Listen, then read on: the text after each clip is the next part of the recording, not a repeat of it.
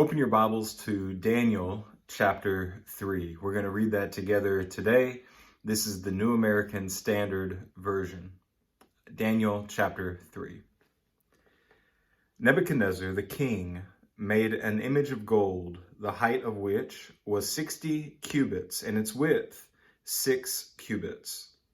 He set it up in the plain of Dura, in the province of Babylon.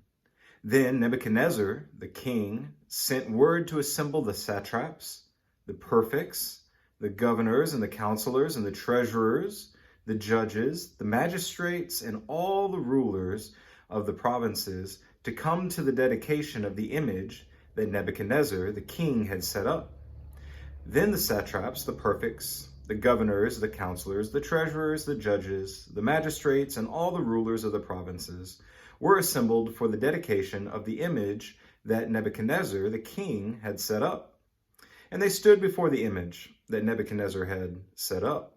Then the herald loudly proclaimed, "To you the command is given, O peoples, nations, and men of every language, that at the moment you hear the sound of the horn, flute, lyre, tigron, psaltery, bagpipe, and all kinds of music, you are to fall down and worship the golden image that Nebuchadnezzar the king has set up.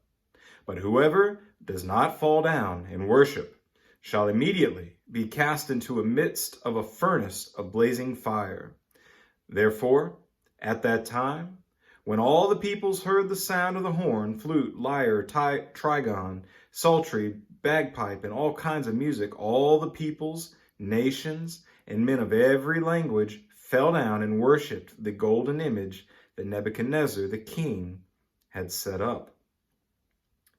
For this reason, at that time, certain Chaldeans came forward and brought charges against the Jews. They responded and said to Nebuchadnezzar the king, "O king, live forever. You, O king, have made a decree that every man who hears the sound of the horn, flute, lyre, trigon, psaltery, and bagpipe, and all kinds of music, is to fall down and worship the golden image. But whoever does not fall down and worship shall be cast into the midst of a furnace of blazing fire. There are certain Jews whom you have appointed over the administration of the province of Babylon, namely Shadrach, Meshach, Abednego. These men, O king, have regarded or disregarded you. They do not serve your gods or worship the golden image which you have set up." Then Nebuchadnezzar, in a rage and anger, gave orders to bring Shadrach, Meshach, and Abednego. Then these men were brought before the king. Nebuchadnezzar responded and said to them, "Is it true, Shadrach, Meshach, and Abednego, that you do not serve my gods or worship the golden image that I have set up? Now, if you are ready, at the moment you hear the sound of the horn, flute, lyre, trigon, psaltery, and bagpipe, and all kinds of music, to fall down and worship the image that I have made, very well. But if you do not worship, you will be immediately cast into the midst of a furnace of blazing fire. And what God is there who can deliver you out of my hands?" Shadrach, Meshach, and Abednego replied to the king, "O Nebuchadnezzar, we do not need to give you an answer concerning this matter. If it be so, our God, whom we serve, is able to deliver us from the furnace of blazing fire, and he will deliver us out of your hand, O king. But even if he does not, let it be known to you, O king, that we are not going to serve your gods or worship the golden image that you have set up." Then Nebuchadnezzar was filled with wrath, and his facial expression was altered towards Shadrach, Meshach, and Abednego.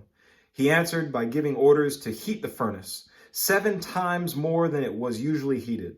He commanded certain valiant warriors who were in his army to tie up Shadrach, Meshach, and Abednego in order to cast them into the furnace of blazing fire. Then these men were tied up in their trousers, their coats, their caps, and their clothes, and were cast into the midst of the blazing fire. For this reason, because the king's command was urgent and the furnace had been made extremely hot, the flame of the fire slew the men who carried up Shadrach, Meshach, and Abednego. But these three men, Shadrach, Meshach, and Abednego, fell into the midst of the furnace of blazing fire, still tied up.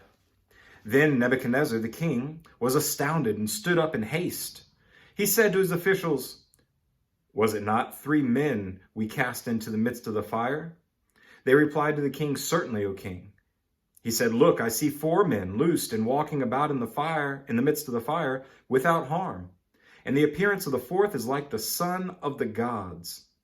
Then Nebuchadnezzar came near to the door of the furnace of the blazing fire. He responded and said, "Shadrach, Meshach, Abednego, come out, you servants of the Most High God, and come here."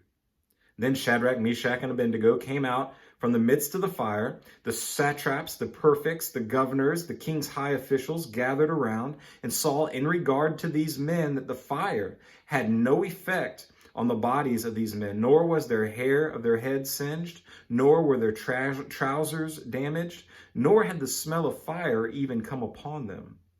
Nebuchadnezzar responded and said, "Blessed be the God of Shadrach, Meshach, and Abednego, who had sent his angel and delivered his servants, who put their trust in him, violating the king's command, and yielded up their bodies so that they would not serve or worship any god except their own God. Therefore, I make a decree that any people, nation, or tongue that speaks anything offensive against God, the God of Shadrach, Meshach, and Abednego, shall be torn limb from limb, and their house is reduced to a rubbish heap, inasmuch as there is no other God who is able to deliver in this way." Then the king caused Shadrach, Meshach, and Abednego to prosper in the province of Babylon. May God add a blessing to the reading of his word.